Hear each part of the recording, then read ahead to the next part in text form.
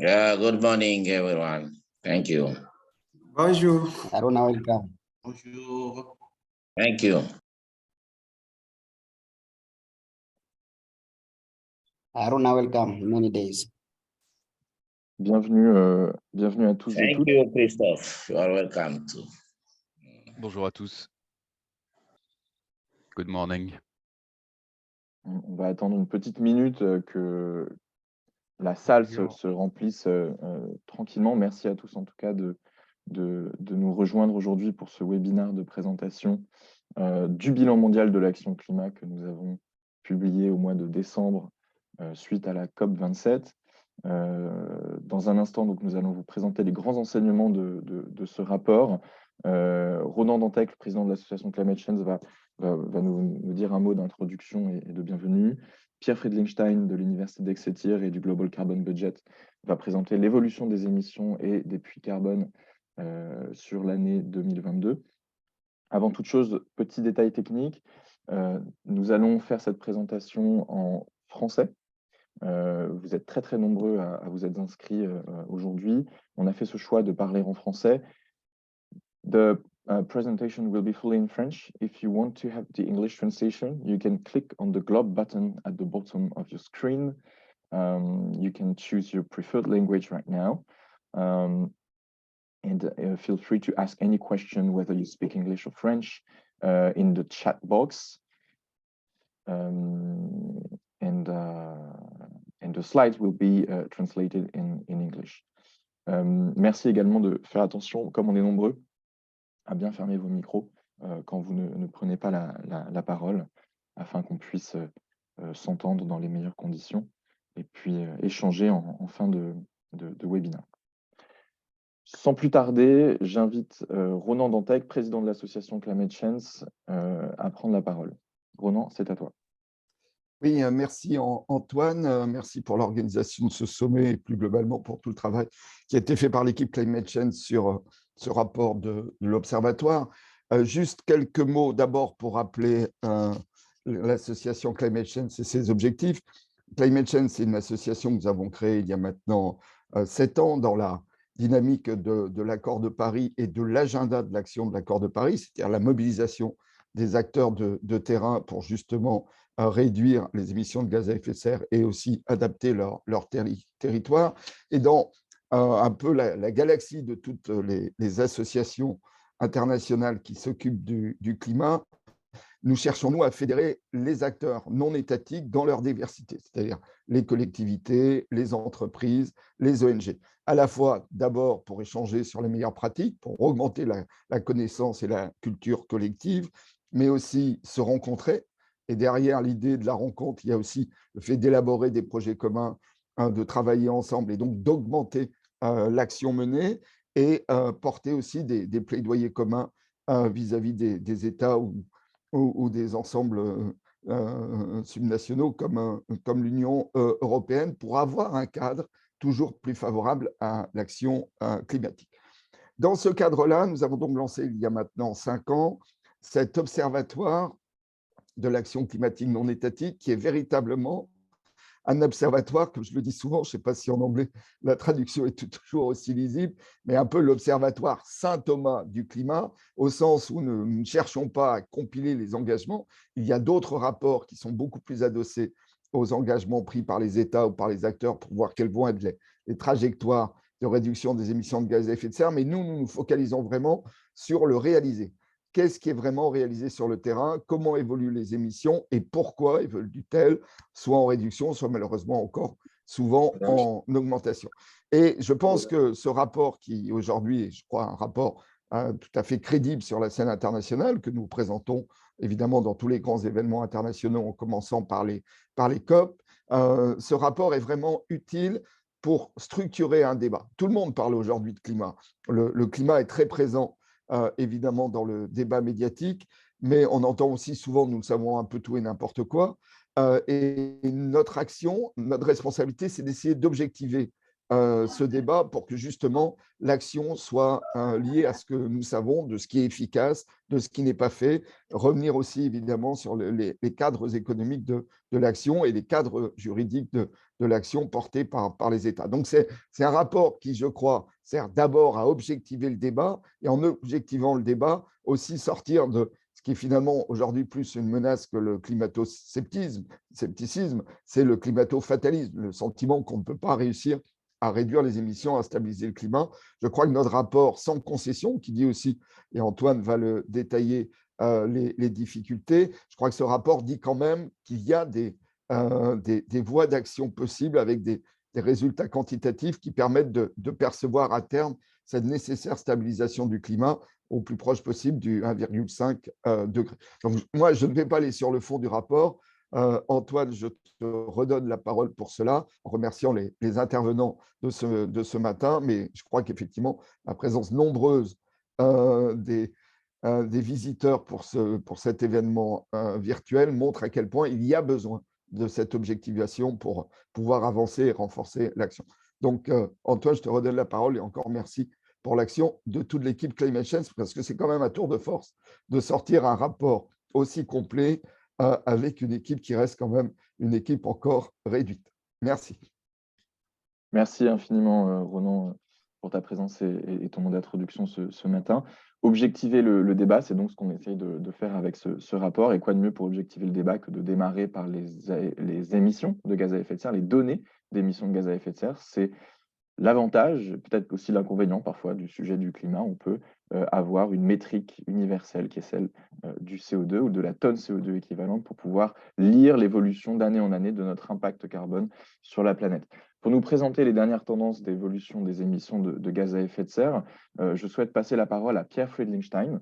Pierre, tu es chercheur à l'Université d'Exeter, tu es également chercheur CNRS et tu contribues depuis plusieurs années à un projet extrêmement important et très connu aujourd'hui dans la communauté du climat, qui est le Global Carbon Budget.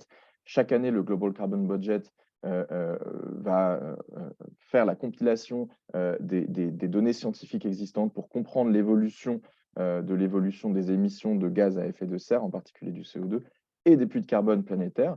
Est-ce que tu peux nous dresser un petit peu le panorama des tendances de ces dernières années ? Oui, bien sûr. Alors donc, là, merci pour cette introduction, Antoine et Ronan également. Et je suis complètement d'accord avec ce que vous avez expliqué dans l'introduction. C'est clair, la situation est grave. Mais, voilà, chaque tonne de CO2 émise ou non émise compte. Et donc, voilà, il est urgent d'agir, mais il n'est jamais trop tard.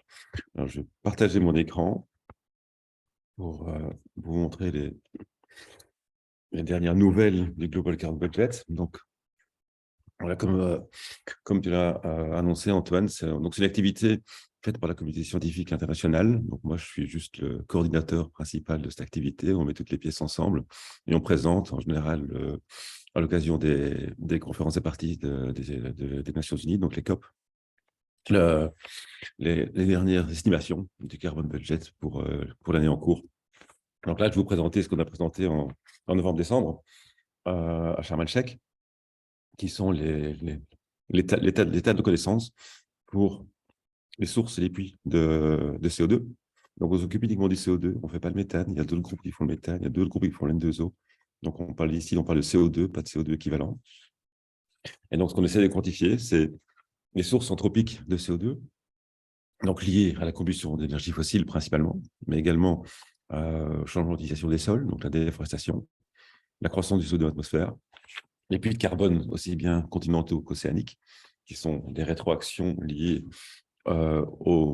principalement à l'augmentation du CO2, mais également au changement climatique. Et donc, on fait le bilan de tout ça à différentes équipes de chercheurs qui travaillent sur ces composantes. On met les pièces du puzzle ensemble, on essaie de les reconstituer et on vérifie si on arrive à comprendre l'évolution du CO2. Donc ça, c'est une image qui vous donne une cartographie en gros globale pour les dernières décennies, donc les années en gros 2010, 2020, en gros, les émissions de fossiles, de CO2 fossiles, l'N12, comme j'ai dit, et les différents puits de CO2. Donc, je vais un peu rentrer dans le détail pour chacune de ces composantes, donc chacune de ces flèches en haut du graphique. Donc, la première, évidemment, la plus importante, c'est les émissions de CO2 fossiles. Donc là, vous voyez l'évolution des émissions de CO2 fossiles depuis 1960, émissions annuelles. Et donc, vous voyez en fait la croissance quasi monotone des émissions de CO2 liées à la combustion d'énergie fossile, donc de charbon, de gaz et de pétrole. On est passé d'environ 10 milliards de tonnes de CO2 dans les années 60 à 37,5, voilà, presque plus de 3 fois plus en échelle de 60 ans. Vous voyez qu'il y a certaines années où le taux de croissance est un peu réduit. Les premières crises pétrolières, seconde crise pétrolière dans les années 70-80, la crise financière en 2007-2008 qui a induit une légère réduction des émissions. Vous voyez apparaître là en 2007-2008 et après une recroissance des émissions rapidement après. Et pareil, dernier événement important, c'est en 2020, la crise Covid, la pandémie, qui a fortement réduit les émissions, parce que les gens sont restés chez eux, l'activité économique a été réduite dans la plupart des pays du monde. Donc, les émissions de CO2 ont réduit, mais très peu. Finalement, globalement, elles sont réduites de 5% environ. Et ce qu'on a constaté en 2021, c'est que les émissions sont reparties à la hausse. Dans tous les pays, y compris la France, ont recommencé à émettre du CO2 plus ou moins au même rythme qu'en 2019. Et là, on est en 2022. Et en 2022, en fait, la projection pour 2022, parce que là, en novembre-décembre, on n'est pas encore les chiffres complets, parce qu'on n'est pas encore atteint la fin de l'année. La projection pour 2022, c'est qu'on est revenu au même niveau qu'en 2019. Donc, voilà, donc on n'observe pas encore de décroissance des émissions globales. Là, on peut être vaguement optimiste en disant que voilà, dans les années 2000, on voyait qu'il y avait une croissance assez forte de l'ordre de 3% par an des émissions de CO2 fossiles. Maintenant, on a une croissance beaucoup plus faible. On est en dessous de 1% en moyenne sur les 10 dernières années de la croissance des émissions fossiles. Mais néanmoins, les émissions globales de CO2 ne sont pas encore en réduction. On n'a pas encore atteint le pic des émissions de CO2. Alors, si on regarde au niveau des pays principaux, je sais pas, vous voyez cette ligne verte au milieu de mon écran? C'est moi. Je sais pas, Oui, on la voit. Il y a un serpent vert qui est apparu, je ne sais pas d'où il sort. C'est pas gênant. C'est pas très grave, ok. Bon, c'est pas dans la figure, c'est pas moi, je ne sais pas comment il est apparu ce serpent vert, mais c'est pas les émissions d'un pays, je ne sais pas ce que c'est. Voilà, bref, donc vous voyez là les principaux pays émetteurs de CO2 fossiles. Donc voilà, pendant très longtemps, évidemment, c'était les États-Unis et l'Europe qui étaient les principaux émetteurs. Depuis le début des années 2000, avec la croissance économique de la Chine est devenue le principal émetteur de CO2 à l'échelle globale. Voilà, la Chine émet 11 milliards de tonnes de CO2 sur les 40, donc ça fait environ 30% des émissions globales, suivi des USA, l'Europe, enfin l'Union européenne, EU27, est plus ou moins coude à coude avec l'Inde actuellement en termes d'émissions globales. Voilà, ça représente en gros environ 8% des émissions globales. Voilà, alors vous voyez qu'il y a quand même une décroissance au niveau des émissions européennes. Voilà, si on regarde uniquement la France, bon, évidemment la courbe sera beaucoup plus bas, mais on aura aussi également une décroissance sur le long terme des émissions. Mais globalement, principalement tiré par voilà, les pays émergents comme la Chine et l'Inde, les émissions globales sont encore en augmentation. Voilà. Alors, l'autre élément important, évidemment, c'est la déforestation, ce qu'on appelle de manière plus générique le changement d'utilisation des sols. Donc là, les émissions sont moins bien mesurées. En fait, on ne mesure pas directement les émissions, on mesure le changement d'affectation des sols, donc des forêts qui passent à des cultures, des forêts qui passent à des prairies, qui sont répertoriées par la FAO. Donc, à partir de ces changements d'utilisation des sols, on peut essayer de déduire combien de flux de carbone sont impliqués dans ces transformations. Donc, si on passe d'une forêt à une prairie, il y aura moins de carbone stocké. Donc, une partie du carbone sera relâchée dans l'atmosphère, une partie sera utilisée pour, par exemple, faire du papier ou faire d'autres produits, du bois. Et donc, à partir de toutes ces transformations, on essaie d'estimer, de quantifier le flux de carbone. Donc, c'est des modèles qu'on utilise. Donc, vous voyez, il y a une incertitude qui est la zone là, la zone marron qui est assez large. Donc, la meilleure estimation, c'est de l'ordre environ de 4 milliards de tonnes de CO2 émis par an, mais avec une incertitude qui est de l'ordre de 50%. Et en plus, c'est d'autant plus compliqué qu'en fait, ce flux net, la différence entre deux flux bruts, un flux qui est le flux directement de déforestation, donc on déforeste principalement dans les régions tropicales, Donc, ça émet du CO2, mais dans d'autres régions du monde, en fait, on est en train de reforester, on a des transitions où on abandonne l'agriculture dans certaines régions parce que les rendements agricoles augmentant, on a besoin de moins de surface agricole. Et donc, par exemple, aux États-Unis, on a, même en Chine maintenant actuellement, depuis 10 ans, on a en fait une augmentation des zones forestières, et donc une sorte de reforestation qui donc absorbe du CO2. Et donc, le flux net de land use, c'est la différence entre la partie émission et la partie puis dans d'autres régions. Donc, en global, à nouveau, si on regarde quels sont les principaux pays, on voit que, évidemment, on en parle beaucoup, c'est le Brésil, évidemment, avec la déforestation amazonienne. Ce n'est pas le seul pays. L'Indonésie également est assez important en termes de déforestation tropicale, ainsi qu'en Afrique, la République démocratique du Congo, qui est le 3e pays en termes d'émissions à l'échelle globale pour ce qui est de la déforestation. Voilà. Mais néanmoins, quand on met tout ça ensemble, il faut garder en tête que voilà, les émissions fossiles, comme je disais, donc liées à la combustion d'énergie fossile, c'est de l'ordre de 35-37 gigatonnes. Les émissions de déforestation, c'est de l'ordre de 3 à 4 gigatonnes. Donc, il y a un facteur 10. 90% des émissions de CO2 dans l'atmosphère sont dues à la combustion d'énergie fossile. Donc, au total, si on met le tout ensemble, on est actuellement environ 40 milliards de tonnes de CO2 qu'on émet dans l'atmosphère chaque année.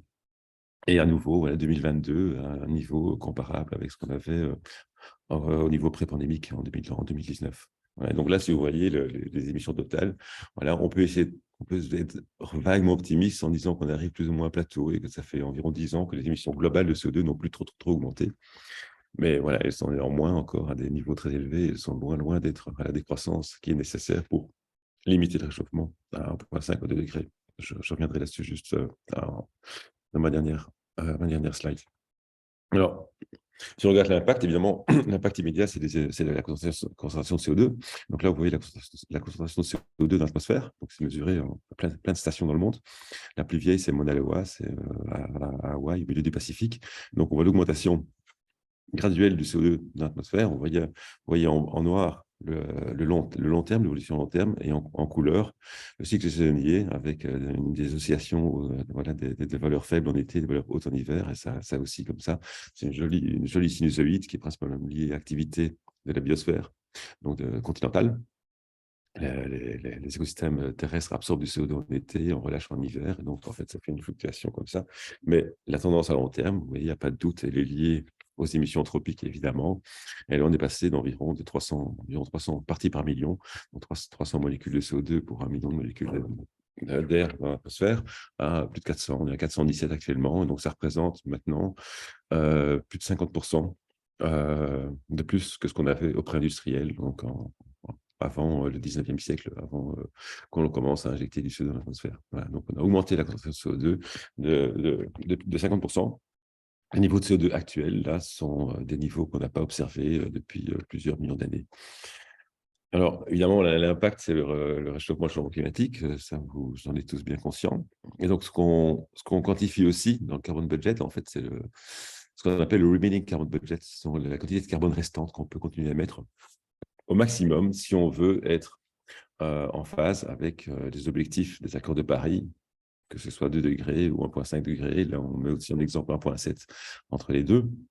Alors, en fait, il y a une quantité maximum de CO2 qu'on peut émettre dans l'atmosphère qui va, en prenant compte, une partie va rester dans l'atmosphère, une partie sera absorbée par les continents, par les océans, mais la partie restante dans l'atmosphère va contribuer au réchauffement. On peut calculer combien de CO2 on peut encore émettre à partir d'aujourd'hui avant d'atteindre 1,5 degré. Alors évidemment, c'est des probabilités. Là, on dit voilà, qu'il y a une chance sur 2. Alors, on peut avoir d'autres probabilités, 2 chances sur 3 ou 9 chances sur 10, mais dans tous les cas, on a une approche probabilistique parce qu'il y a des incertitudes sur la réponse du système climatique aux émissions. Donc, ce qu'on constate, c'est que si on veut limiter le réchauffement à 1,5 degré, on a déjà émis depuis le début de la révolution industrielle, donc depuis 1850, on a déjà émis environ 2500 milliards de tonnes, et on peut encore en émettre 380. Donc, il nous reste 380 milliards de tonnes qu'on peut encore émettre entre maintenant et le moment où on arrivera à 1,5 degré.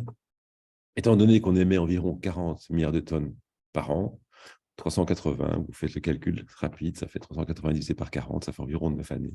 Donc, si on continue à émettre le même niveau de CO2 tous les ans, sans rien faire, sans réduction, sans mitigation, dans 9 ans, on a une chance sur 2 d'arriver à 1,5 degré. Si on voilà, si on se donne un peu plus de marge, et qu'on dit, bon, voilà, si on accepte 2 degrés, 2 degrés, on peut faire le même calcul. Il reste environ 1200 milliards de tonnes, 1200 milliards de tonnes divisé par 40 tonnes par an, ça fait environ 30 ans. Donc, dans 30 ans, si on ne fait rien, on arriverait à 2 degrés. Donc, quel que soit l'objectif climatique, il y a un bilan carbone associé et qui implique qu'il faut massivement réduire les émissions, évidemment. Et donc, si on a une approche très, très simpliste, mais vraiment facile à illustrer, qui est une approche linéaire, on est aujourd'hui, on est environ 40. Voilà. S'il nous reste 380 milliards de tonnes, et ben voilà, en fait, ça veut dire qu'on doit arriver à zéro dans les années 2040. Voilà. Pour 2 degrés, on doit arriver à zéro dans les années 2080, pour 1,7, environ 2060. Donc voilà, on voyait que ajouter quelques dixièmes de degré, ça donne un peu de marge, une dizaine d'années par dixième de degré en gros, mais quoi qu'il arrive, quel que soit l'objectif climatique, il faut réduire les émissions le plus rapidement possible et arriver à zéro dans les prochaines décennies, en gros. Voilà, moi, j'ai juste une dernière image qui dit que voilà, ce travail, effectivement, est le résultat d'un effort de synthèse, de modélisation, d'observation qui implique centaines de personnes dans le monde. Et donc, voilà, j'en profite pour les remercier et tous les sponsors et l'Union européenne et universités qui nous ont aidés à faire ce travail au cours de longues années. Voilà. Tout ce que j'ai présenté est disponible en accès public. Donc, le papier est publié là. Il y a le lien qui est là. J'imagine qu'Antoine peut donner plus d'informations si nécessaire, mais toutes les slides que j'ai présentés sont également en accès sur le site du Global Carbon Project. Voilà, tout un accès public. Vous avez le droit d'utiliser, voilà, communiquer. Merci beaucoup, Pierre. Merci beaucoup. Effectivement, on pourra transmettre les données tout au long à la fin de ce webinaire. Première question, peut-être avant qu'on poursuive, d'Armel qui demande quel est le taux de réduction annuel qu'il nous faut pour atteindre 1,5 degré. Et également, une autre question qui demandait est-ce que ça inclut les boucles de rétroaction? C'est-à-dire le permafrost, par exemple, comment est-ce qu'on le prend en compte dans ces scénarios-là? Si tu arrives à nous dire ça en 2 minutes. Oui, alors, oui, donc rapidement, le taux de réduction moyen, c'est de l'ordre de 5-7% par an. Si on veut rester aux environs d'1,5, 1,6, 1,7 degrés, voilà, c'est plus ambitieux en termes d'objectifs climatiques, évidemment, plus le taux de réduction est fort, mais voilà, l'ordre de grandeur, c'est 5-7%. Donc, par rapport à ce qu'on a vécu en 2020 pour le Covid, c'est le même ordre de grandeur. Donc, en gros, il faudrait une réduction comme celle du Covid tous les ans, entre maintenant et 2040, 2050, pour arriver à limiter le réchauffement. Alors, au niveau des rétroactions, oui, c'est pris en compte. Donc, quand on calcule le bilan résiduel de carbone, on utilise des modèles, ce qu'on appelle les modèles système Terre, donc des modèles qui sont couplés climat et carbone, donc qui prennent en compte les puits de carbone dans l'océan et dans la biosphère, et qui prennent aussi en compte la réduction de ces puits. Donc, ça, c'est pris en compte. Alors, il y a quelques éléments qui ne sont pas encore bien intégrés, comme justement la fonte du permafrost, parce que les modèles de permafrost sont en train de les développer, ils ne sont pas encore complètement intégrés au modèle système Terre. Donc, quand on regarde le dernier rapport d'IPCC, la plupart des modèles qui sont utilisés pour faire ce genre d'estimation ne prennent pas en compte les permafrost. Alors, ce qu'on fait, c'est on fait un calcul ad hoc où on dit, voilà, les permafrost, il y a des estimations indépendantes qui disent que c'est de l'ordre de autant de gigatonnes, donc on va prendre ça en compte et retirer ça du bilan restant. Donc, voilà, dans les chiffres que je vous montre, c'est pris en compte, mais dans la figure traditionnelle qu'on voit d'IPCC, ce n'est pas directement. Donc, ça demande des calculs additionnels pour essayer d'intégrer ces perturbations supplémentaires dans les bilans restants. Merci beaucoup pour cette présentation précise qui a vraiment, pour le coup, le mérite d'objectiver notre champ d'action futur, ce qu'il nous reste comme possibilité, comme levier d'action, comme marge de manœuvre pour maintenir le réchauffement sous des seuils compatibles avec l'accord de Paris et avec la science. Maintenant, ce qu'on va essayer de faire avec le bilan mondial de l'action climat, c'est d'objectiver les premiers pas que nous avons faits sur ces dernières années en vous présentant donc les tendances de l'action climat mises en œuvre sur le terrain par les acteurs non étatiques. Je vais vous partager mon écran tout de suite. Voilà. Et je crois qu'on est bon. Je me présente. Je m'appelle Antoine Gillot, je suis directeur de l'Observatoire mondial de l'action climat au sein de l'association Climate Change et avec ma collègue Tania Martha Thomas, chargée de recherche Nous allons donc vous présenter les résultats, les grands enseignements du bilan mondial publié lors de la COP27. Petit détour simplement par Climate Change, vous rappelez que Climate Change, ce n'est pas seulement un observatoire, c'est également des événements fédérateurs que nous organisons chaque année et que nous animons tout au long de l'année à travers des séries de webinars. C'est également un portail de l'action qui vous permet de recueillir et consulter toute l'information utile à la compréhension des initiatives locales, mais également suivre les derniers rapports qui sont mis en ligne par les différents centres de recherche ou think tanks qui travaillent sur le sujet, et puis de suivre l'agenda du climat. Alors, l'Observatoire s'est donné en gros 3 missions. La première, c'est d'analyser l'évolution des émissions dans leur complexité. On l'a vu, on a une tendance décennale et séculaire à l'augmentation du rythme d'émissions de gaz à effet de serre dans l'atmosphère. La mission que nous nous donnons avec Climate Change, c'est d'entrer dans la complexité sectorielle et géographique de ces tendances d'évolution d'émissions. L'idée derrière, c'est d'aller raconter l'histoire de l'action derrière les chiffres. Comment est-ce qu'on peut expliquer des variations positives ou négatives d'émissions de gaz à effet de serre à travers les politiques publiques, les stratégies d'entreprise et les initiatives de la société civile qui sont mises en place sur le terrain. Et puis enfin, derrière ça, l'objectif, c'est de partager les signaux de transition et les bonnes pratiques qui ont été identifiées dans l'ensemble de ces études-là. Alors, comment on s'y prend? D'abord, l'Observatoire, c'est un comité éditorial, hein, c'est une équipe au sein de l'association Climate Change qui coordonne des publications, mais nous n'avons pas au sein de l'équipe toute l'expertise nécessaire pour traiter l'ensemble des sujets. Donc, nous mobilisons un réseau d'experts, des chercheurs, des consultants, des journalistes, des praticiens viennent alimenter nos rapports, nos cas d'études, avec leur retour de terrain, avec leur expertise académique comme Pierre aujourd'hui. Et puis tout ça va finir dans une série de publications que nous allons diffuser tout au long de l'année à travers donc, des rapports sectoriels, des rapports concentrés sur l'action climat des territoires, la finance, l'adaptation et des cas d'études qui vous permettent d'entrer dans le détail de l'action au niveau des pays et des gouvernements locaux. Le rapport qu'on vous présente aujourd'hui, le Global Synthesis Report on Climate Action by Sector, le bilan mondial de l'action climat par secteur. C'est donc une publication qu'on a sortie l'an passé au moment de la COP27, c'est sa 5e édition. C'est une synthèse de la littérature.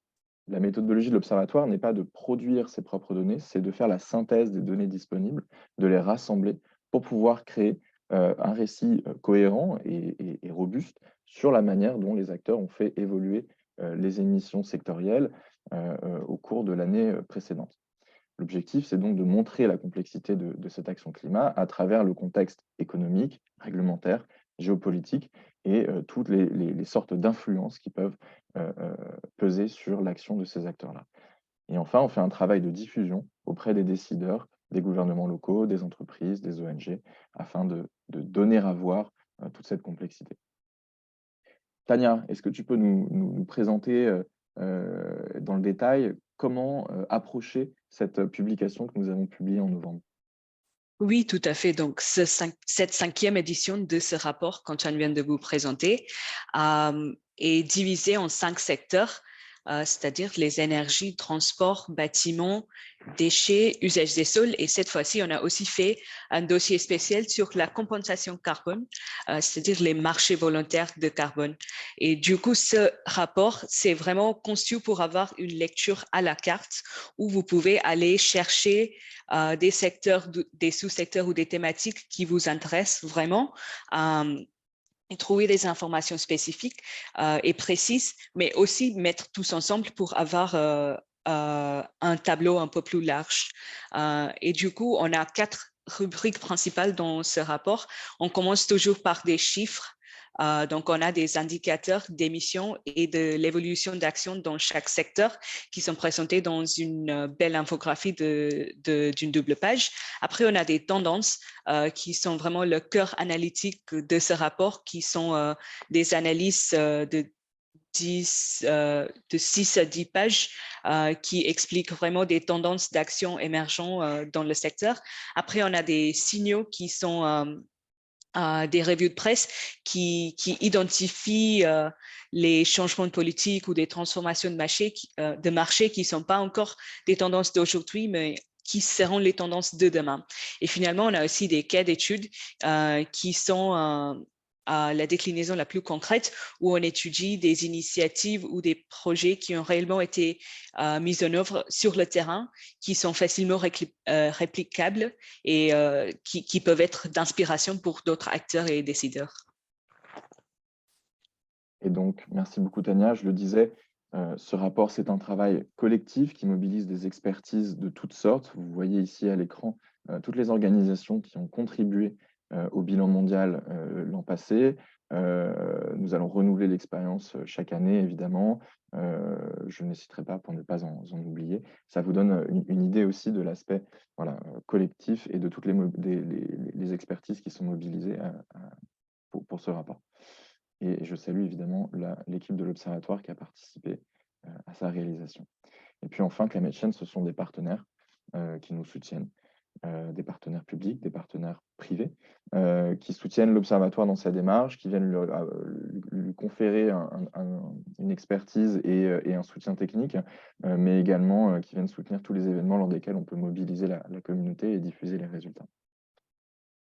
Sans plus tarder, je vous propose d'entrer dans les grands enseignements de ce rapport, en démarrant, on l'a dit, point de départ le plus objectif possible, par les données d'émissions de gaz à effet de serre. Alors, on ne va pas vous répéter ce que Pierre vient de raconter, simplement donner à voir quelques tendances géographiques un petit peu complémentaires, notamment sur l'année qui vient de s'écouler. Pierre l'a dit, il y a eu une très forte baisse des émissions de gaz à effet de serre au moment de la pandémie en 2020, forte par rapport à la tendance historique, mais relativement faible par rapport aux quantités d'émissions émises dans l'atmosphère. On voit qu'aujourd'hui, les émissions ont rebondi au-delà de leur niveau pré-pandémie. On voit également que, et c'est ça qu'on veut démontrer en termes de complexité géographique, qu'il y a des tendances très différentes selon les zones et les pays et les économies. Par exemple, au sein de l'OCDE, on voit que les émissions ont rebondi au-delà après la pandémie, mais en dessous du niveau de 2019. On a donc repris une tendance à la baisse qui est engagée depuis les années 90. Tandis que chez les grandes économies émergentes, le Brésil, la Russie, l'Inde, la Chine ou encore l'Afrique du Sud, on voit que la tendance est plutôt à la hausse, cohérente avec les trajectoires de développement qui sont poursuivies depuis des dizaines d'années. Et donc, on a déjà dépassé le niveau pré-pandémie. Alors Tania, on a bien vu, Pierre l'a dit, 90% des émissions sont d'origine fossile. Quelles sont les tendances de ces énergies fossiles au cours de cette année de rattrapage, si j'ose dire, de l'activité économique post-pandémie? Oui, donc quand on regarde qu'est-ce qui est derrière ces chiffres d'émissions, on voit qu'avec la relance post-pandémique, la demande en énergie primaire dans le monde entier a augmenté par 5,8% et c'était des énergies fossiles à l'auteur de 82% qui ont comblé cette demande. Donc, si on regarde un peu plus en détail les fossiles, on voit que c'était le charbon qui a absorbé la plupart du choc en 2020 avec la pandémie, mais qui a connu la plus grand rebond en 2021, à tel point que c'était derrière 40% de l'augmentation des émissions au niveau mondial. Quand on regarde le gaz, on voit que le gaz a connu une augmentation de demande à travers tous les secteurs, malgré l'augmentation de prix qu'on a connue.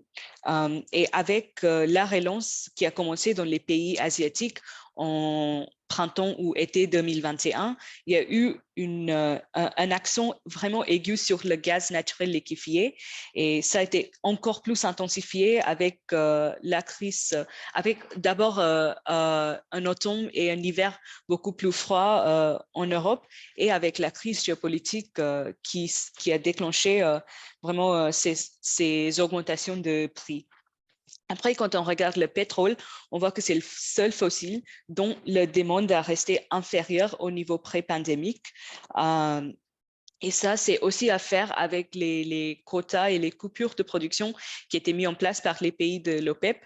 Et il y a aussi certains analystes qui mettent en question la capacité actuelle de production de pétrole de ces pays. Malgré tout ça, on voit que les énergies renouvelables n'ont pas arrêté leur croissance fulgurante vraiment qui a commencé il y a quelques années. Et c'était des renouvelables qui ont représenté 81% des ajouts de capacité de production d'électricité en 2021. Donc, vous voyez les courbes sur l'écran.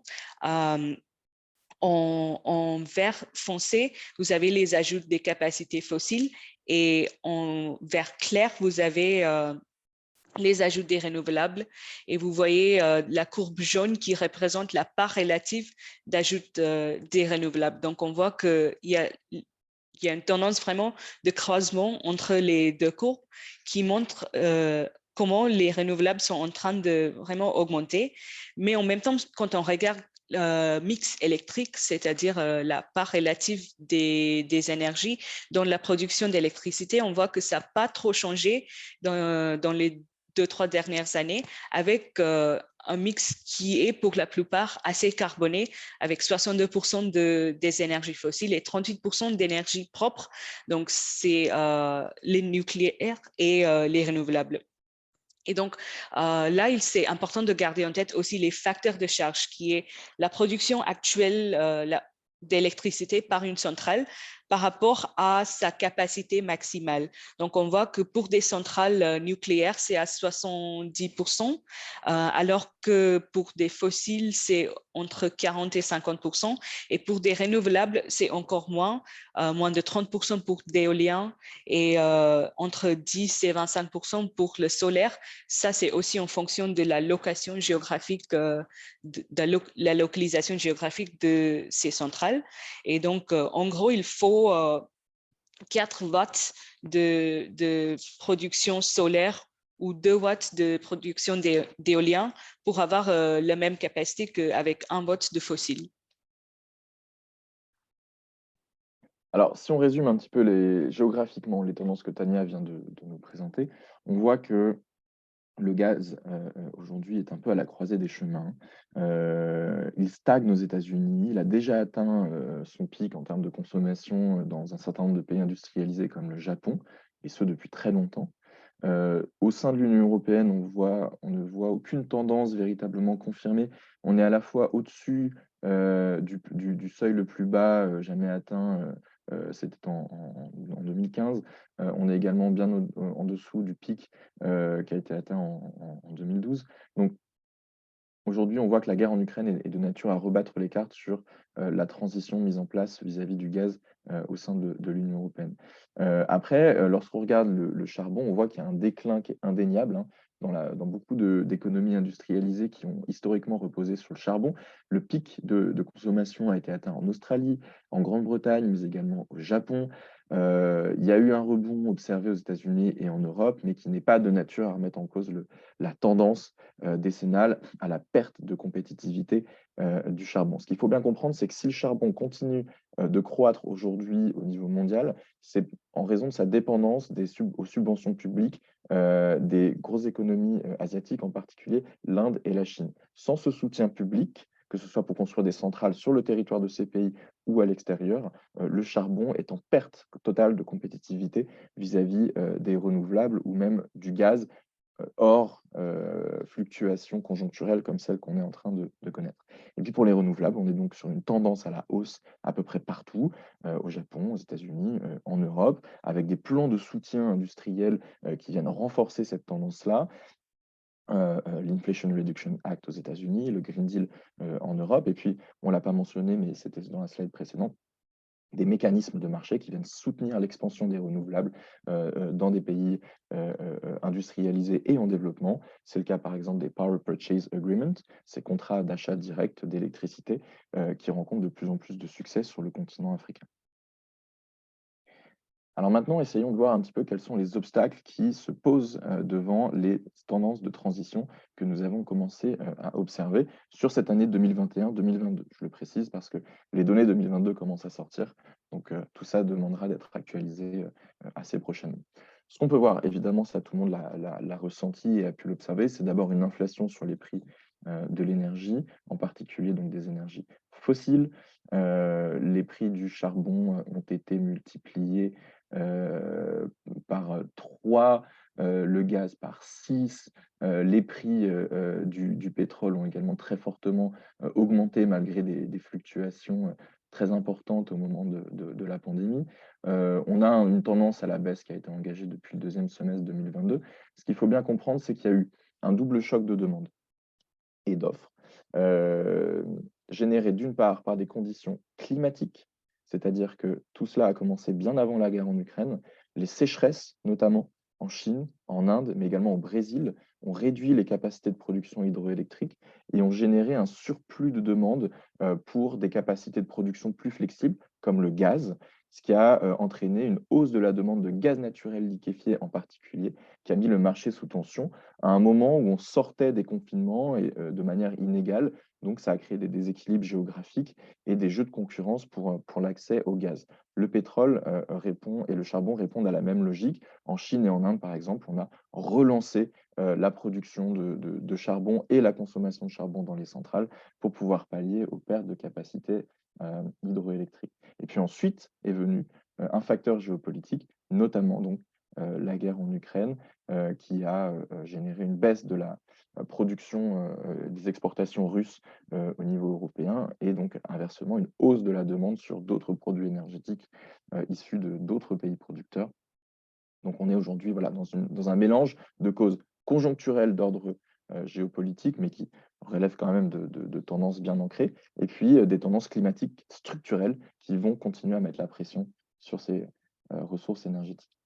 C'est la même chose qu'on observe au niveau des métaux dits stratégiques à la transition. Alors ici, on vous a proposé un petit graphique avec l'évolution des indices des prix pour 4 métaux, 4 classes de métaux qui sont indispensables à la transition. Le lithium, le nickel et le cobalt, c'est les 3 métaux principaux qui sont utilisés dans la fabrication des batteries électriques, que ce soit pour le stockage ou pour la mobilité. Aujourd'hui, on voit que le prix, les indices des prix de ces métaux ont explosé entre la fin de l'année 2020 et courant de l'année 2022, en raison d'une accélération de la transition qui a généré un surplus de demande pour ces métaux, mais également des déséquilibres géographiques dans la distribution des gisements et des capacités de production et de raffinage qui créent une concurrence internationale sur la demande de ces métaux. L'impact, c'est qu'on a vu pour la première fois depuis 15 ou 20 ans une augmentation du prix des cellules photovoltaïques et des turbines éoliennes, une augmentation du prix des batteries lithium-ion alors que leur prix avait été divisé par 10 sur les 10 dernières années. C'est un soubresaut, disons, conjoncturel lié à une accélération des stratégies de souveraineté énergétique et de poursuite de la transition de la part des États, mais qui pourrait se confirmer en l'absence de stratégie de relocalisation de la production. C'est exactement ce qu'on est allé regarder, justement, du côté des grandes économies industrialisées, mais également des pays en développement qui sont assis sur d'énormes gisements de matières premières. On a vu, par exemple, l'Union européenne mettre en place une alliance sur un Airbus des batteries qui a généré, vous pouvez le voir sur la carte de droite, beaucoup de projets d'installation d'usines de production de batteries électriques, ce qu'on appelle les gigafactories, en raison notamment de la dépendance de l'Union européenne à l'approvisionnement asiatique. Il faut savoir que 77% donc, des batteries lithium-ion dans le monde sont produites par la Chine et les producteurs chinois dominent très largement le marché de production des batteries. Les acteurs japonais et coréens complètent le top 10. Donc que ce soit l'Europe, les États-Unis ou toutes les autres économies du monde, il y a une très très forte dépendance au continent asiatique sur ces outils de transition et d'électrification.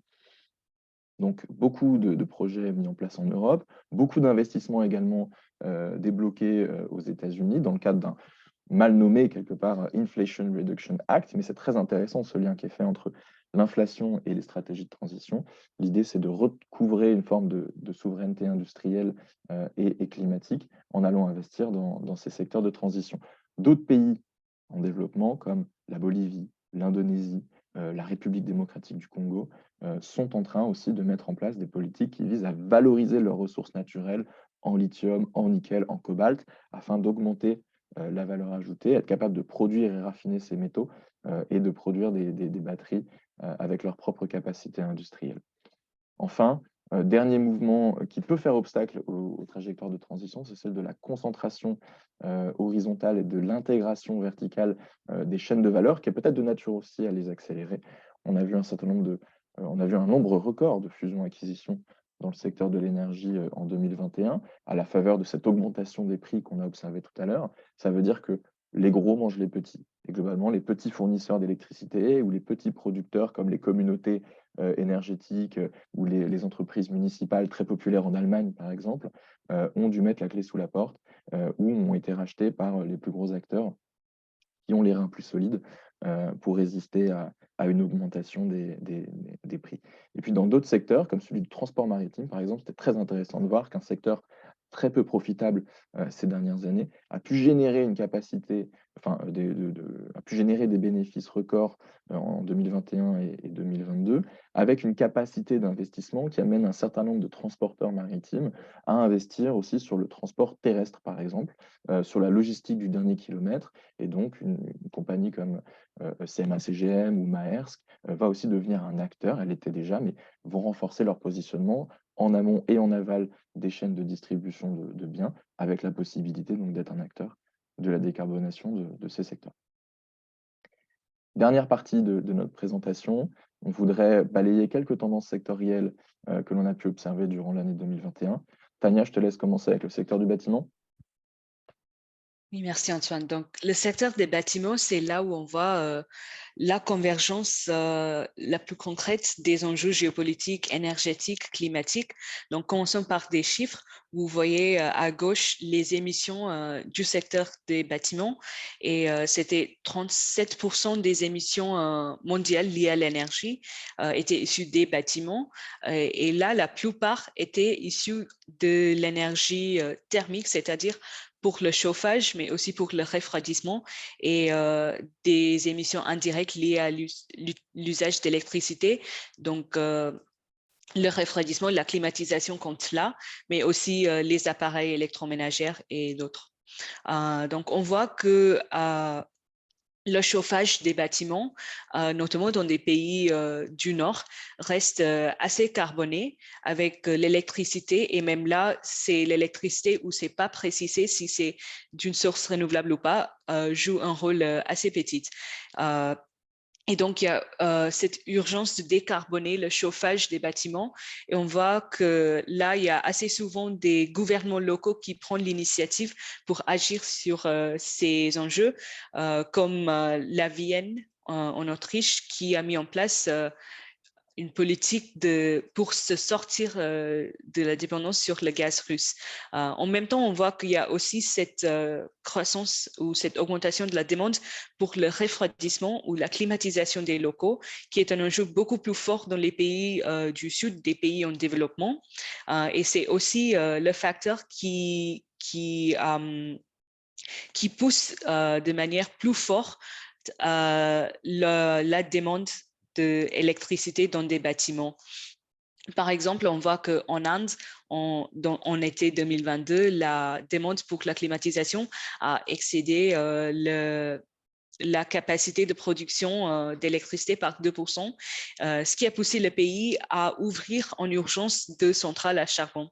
Et quand on parle des enjeux de refroidissement, il faut aussi garder en tête que c'est aussi un enjeu de survivre pour beaucoup de personnes qui sont en risque à cause d'un manque d'accès au refroidissement. Donc, on voit qu'il y a vraiment une urgence pour agir sur l'isolation thermique, mais aussi la ventilation des bâtiments. Ce sont 2 enjeux différents selon la région globale où on se trouve. Donc, sur la prochaine slide, on voit les économies qui sont possibles avec la rénovation et l'amélioration de l'efficacité énergétique des bâtiments, qui est un enjeu qui est beaucoup plus pertinent en Europe ou en Amérique du Nord, où la plupart des parcs des bâtiments existent déjà. Et en Europe, par exemple, en 2019, le taux de rénovation énergétique était à 1%, ce qui n'est pas assez quand on prend en compte les enjeux. Et de notre côté, dans d'autres pays, des pays émergents, on voit que les bâtiments sont en train d'être construits. Et là, les enjeux climatiques sont en train d'être intégrés dans la conception de ces bâtiments, par exemple avec la question de ventilation de l'architecture ou la question de choix des matériaux utilisés. Comme vous avez sur l'écran, vous voyez l'exemple du TIFA qui est utilisé de plus en plus comme isolant thermique. Quand on regarde aussi des outils qui ont été mis en place pour décarboner les bâtiments, notamment côté de chauffage, on voit que les réseaux urbains de chaleur sont de plus en plus étendus. Mais là aussi, il faut être attentif à la source d'alimentation de ces réseaux de chaleur. Par exemple, ces réseaux sont beaucoup présents en Russie ou en Chine, mais sont alimentés de plus en plus par des énergies fossiles. Et une autre solution ou une autre piste qu'on voit, c'est les pompes à chaleur. Et les pompes à chaleur actuellement répondent à 10% des besoins de réchauffement des bâtiments. Mais on voit que c'est un taux qui augmente beaucoup parce que entre 2020 et 2021, les ventes de pompes à chaleur ont augmenté par 13% au niveau mondial et à 35% en Europe, ce qui est énorme dans un espace de 1 an.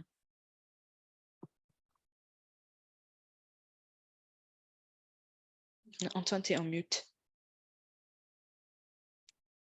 Excusez-moi. Pour ce qui est du secteur des transports, je disais qu'on allait essayer de garder 5 minutes pour échanger tout à l'heure.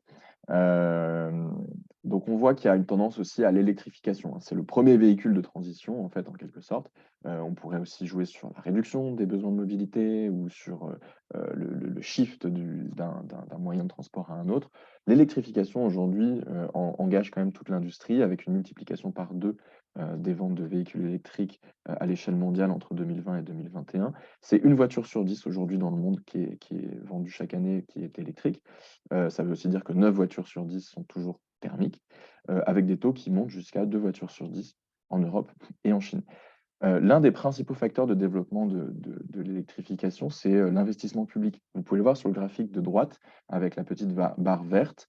Il y a une légère augmentation de l'investissement public d'année en année, avec une explosion de l'investissement privé en parallèle.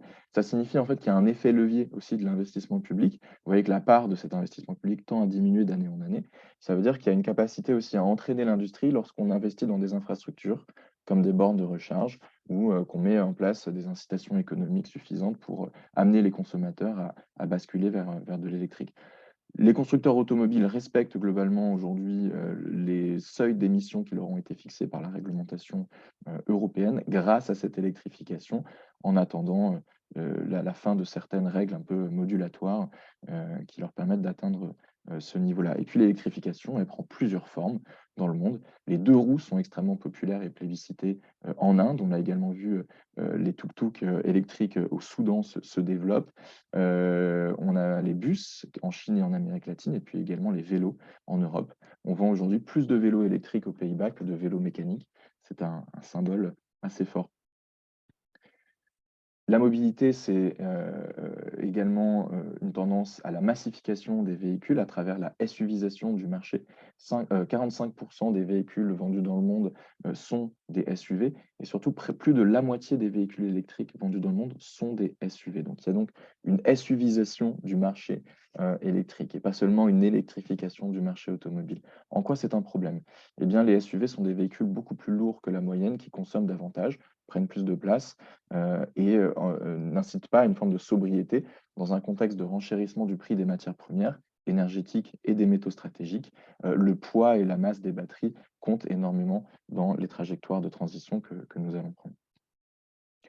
La mobilité, c'est bien sûr pas uniquement de la mobilité de proximité, il y a de la mobilité longue distance. On a vu une tendance à l'électrification du rail assez prononcée ces dernières années, notamment à la faveur de la pandémie qui a mis à l'arrêt pas mal de compagnies ferroviaires. Par exemple, en Inde, on a pu accélérer l'électrification à ce moment-là. On voit que le transport maritime aujourd'hui mise essentiellement sur le gaz naturel liquéfié pour les transports longue distance, ainsi que sur l'ammoniac, qui est un dérivé de l'hydrogène, et sur le méthanol, qui sont des technologies de rupture qui aujourd'hui sont très très loin de la mise à échelle. Le graphique de droite vous montre également qu'il faut regarder la source de production de cet hydrogène. Aujourd'hui, moins de 2% de l'hydrogène produit dans le monde est d'origine bas carbone, c'est extrêmement faible.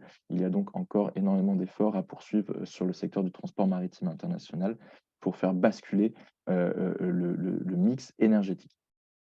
Et puis enfin, sur le trafic aérien, le principal instrument de décarbonation du secteur, le système Corsia, est un peu à l'arrêt en attendant la reprise du trafic à un niveau qui lui permettra d'engager ce système de compensation, en attendant également les investissements qui sont mis en place sur les carburants comme l'hydrogène ou l'électrification des avions, qui sont très plébiscités par l'industrie, aujourd'hui très peu soutenus par les publications académiques qui essayent d'envisager leur mise à échelle industrielle.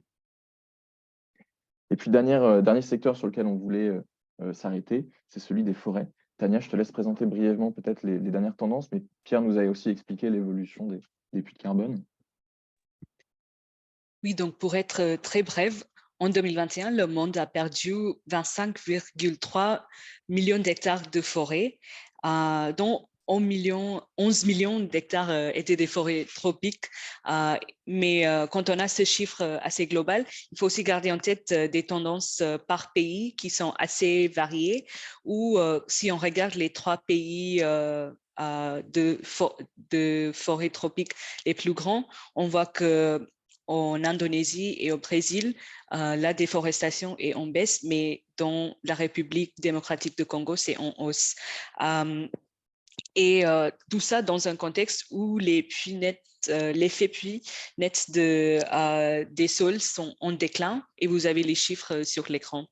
En même temps, il y a des engagements du secteur privé qui sont en train de monter. Et donc, on a 58% des entreprises et des institutions financières qui sont engagées dans des chaînes d'approvisionnement qui posent des risques, des hauts risques aux forêts, qui se sont engagés contre la déforestation. Et là aussi, on voit qu'il y a des variations selon les secteurs ou les sous-secteurs. Pour l'instant, si on regarde la filière de l'huile de palme sur laquelle on a fait une très belle analyse en 2021, les entreprises sont engagées à l'auteur de 71%. Et on voit que dans des filières comme le cuir ou le bétail, les entreprises sont beaucoup moins engagées. On voit aussi la popularité des financements qui portent des co-bénéfices en même temps pour la biodiversité. Et là aussi, on voit une tendance un peu similaire qu'avec des forêts où on a des sites stratégiques pour la biodiversité qui sont de plus en plus comptés dans les zones protégées, mais en même temps, les indicateurs comme les objectifs de Aichi n'ont pas du tout été atteints pour 2020. Donc, les nouveaux engagements qui ont été pris lors de la COP 15 en décembre vont être assez importants à suivre. Et puis pour terminer, on voulait simplement faire un petit focus. Il y a un dossier spécial à l'intérieur du rapport sur ce sujet, sur les crédits carbone. Il y a un marché aujourd'hui qui se développe très fortement, qui a été multiplié par 4 entre 2020 et 2021. C'est celui donc des crédits dits de compensation. En gros, un porteur de projet a envie de faire financer son projet qui va bénéficier à une réduction, une absorption ou un évitement d'émissions de CO2. Il peut faire certifier son projet et émettre sur le marché des crédits qui vont confirmer que ce projet permet donc des baisses d'émissions. À l'autre bout de la chaîne, une entreprise qui fait des efforts de réduction de ses émissions de gaz à effet de serre va chercher à compenser ces émissions résiduelles en allant mettre à son actif des émissions qu'elle aura permis de financer en achetant donc ces fameux crédits sur le marché. C'est aujourd'hui un marché qui est extrêmement contesté. On l'a vu durant le mois de janvier avec une enquête du Guardian qui met en cause les méthodologies de mesure des émissions évitées par les projets de conservation. C'est un marché aussi également qui a un prix de la tonne CO2 qui est relativement faible encore à l'heure actuelle par rapport au prix qui est estimé avoir un impact réel sur les tendances d'émissions de gaz à effet de serre. En tout cas, ce qu'il faut comprendre, c'est qu'il y a un vrai intérêt, notamment pour les solutions fondées sur la nature à travers ce marché, essentiellement par des projets de conservation des forêts, pas tellement par des projets de plantation, comme on peut se l'imaginer. C'est un marché qu'on va essayer de suivre d'année en année parce que c'est un canal de financement et d'orientation des financements privés vers des projets potentiellement bénéfiques au climat et à la biodive. Ce sera le mot de la fin. Climate Change œuvre à cette convergence des agendas du climat, de la biodiversité et de la désertification. On voit aujourd'hui qu'il y a une tendance sur ces secteurs-là à essayer de mobiliser justement et d'investir dans des projets qui ont aussi des co-bénéfices pour la biodive. Donc nous, on va essayer d'année en année de suivre ça et d'avoir ce même regard objectivant qui nous permet d'analyser les évolutions du marché. On vous remercie pour votre attention. On a déjà dépassé un petit peu le temps qui nous était imparti. La traduction va donc se terminer. Par contre, si vous voulez poser des questions, on peut rester encore 5 minutes ensemble.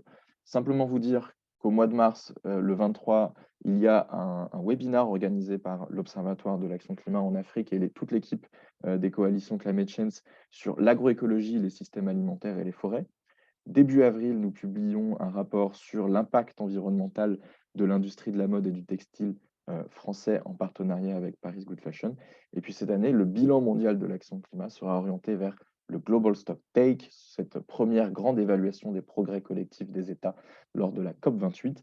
Nous y reviendrons et nous écrirons là-dessus très prochainement. Merci à tous. Au revoir à ceux qui doivent nous quitter et on reste quelques minutes pour ceux qui veulent nous poser des questions.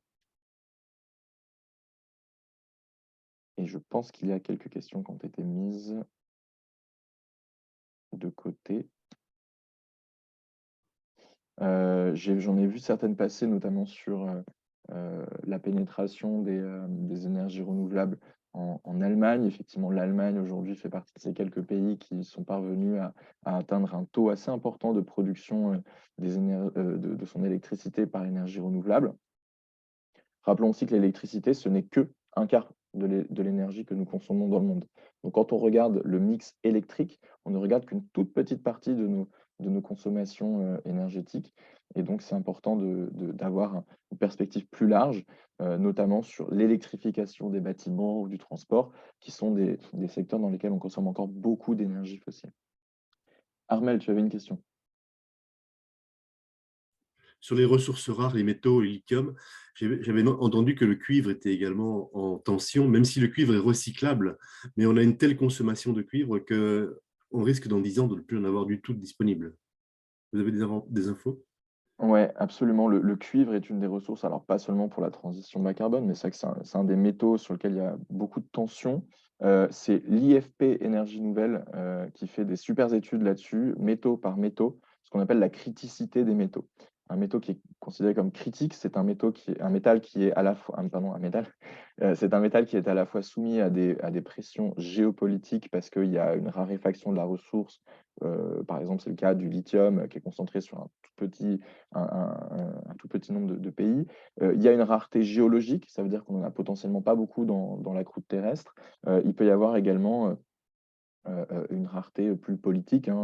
Par exemple, quand l'Indonésie décide d'arrêter ses exportations de nickel pour développer sa propre industrie de véhicules et de batteries électriques, on se retrouve dans des situations de raréfaction pour les marchés. Donc, IFP Énergie Nouvelle a énormément de ressources à ce sujet. Russell. OK, merci. On a remarqué dans la présentation du professeur Pierre Friedrichstein que le taux d'émission de CO2 est plutôt constant depuis une décennie. Ce que je voudrais savoir, c'est est-ce que cela est significatif au regard des objectifs climatiques ou alors, voilà, c'est... Le taux d'émission de CO2 est en augmentation quasi constante dans son rythme annuel. Ça veut dire que chaque année, on émet plus dans l'atmosphère que l'année précédente. Ça, c'est une première chose. Et effectivement, il y a quelques événements dans l'histoire qui ont généré une baisse des émissions, mais très ponctuelle. Donc aujourd'hui, cette trajectoire croissante des émissions diminue de fait ou accélère notre rythme de consommation du budget carbone qu'il reste. Pierre avait dit, il y a 380 gigatonnes qu'on peut encore émettre si on veut rester sous 1,5 degré. Si on continue à augmenter la quantité qu'on émet chaque année, on accélère l'épuisement de ce budget carbone. C'est comme si on élargissait le siphon de la baignoire qui absorbe l'eau qu'il y a à l'intérieur. Ce qui fait qu'aujourd'hui, on n'est pas du tout dans les proportions, dans les trajectoires mondiales de décarbonation qui nous permettent de rester sous les seuils de 1,5 degré. À noter également que dans certaines régions du monde, on a déjà dépassé les 1,5 degrés. C'est le cas, par exemple, de la France et globalement de toute l'Europe de l'Ouest. On est déjà au-dessus dans les mesures de température régulièrement rapportées, au-dessus de 1,5 degré par rapport à l'époque pré-industrielle. Donc, il y a aussi des équilibres géographiques en termes d'impact qui sont générés. OK, s'il vous plaît, pour terminer, au regard de ces dynamiques-là, et lorsqu'on voit aujourd'hui la volonté qu'ont les pays qui sont en voie de développement d'atteindre un niveau de développement en passant par le même chemin d'industrialisation que les autres, est-ce que c'est prometteur aujourd'hui? Ou bien quelles sont les actions concrètes qui sont mises en place pour réduire ou bien atteindre cette neutralité carbone souhaitée? C'est une vraie question d'égalité face à la transition, ce qu'on appelle en fait l'enjeu de la transition juste. On l'a dit dans le chat, par exemple, le continent africain ne représente que 4% des émissions mondiales. Il y a donc une attente légitime en termes de développement économique qui peut générer sa quantité de gaz à effet de serre. L'idée, c'est de trouver des trajectoires de développement qui soient compatibles avec un monde vivable en dessous de 2 degrés. C'est d'abord la responsabilité des pays historiquement émetteurs, mais aussi futurs. C'est toute la tension qu'on peut observer dans les négociations au sein de la COP. Par exemple, un pays comme la Chine, aujourd'hui, est le premier émetteur mondial, y compris rapporté en termes d'habitants. On est sur des taux assez proches de l'Union européenne. Il y a donc peut-être une responsabilité future de ces grands émergents en termes d'émissions. Et puis, pour des trajectoires de développement, il faut trouver des activités, des ressources qu'on peut valoriser, qui rapportent des bénéfices aux communautés locales, tout en protégeant la nature. C'est le cas, par exemple, de l'exploitation des forêts, qui peuvent être valorisées pour leur puits de carbone, en bonne intelligence avec des activités agricoles et agroalimentaires, par exemple. On a eu ces discussions-là lors du One Forest Summit au Gabon la semaine dernière. Anne-Charlotte. Bonjour, merci beaucoup.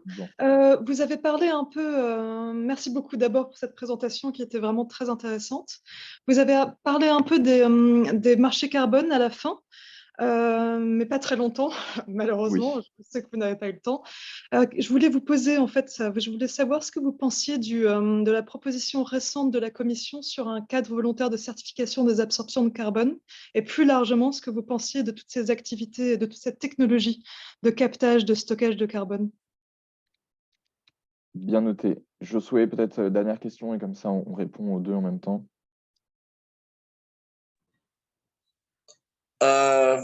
Bonjour, merci beaucoup pour m'autoriser la parole, me donner la parole.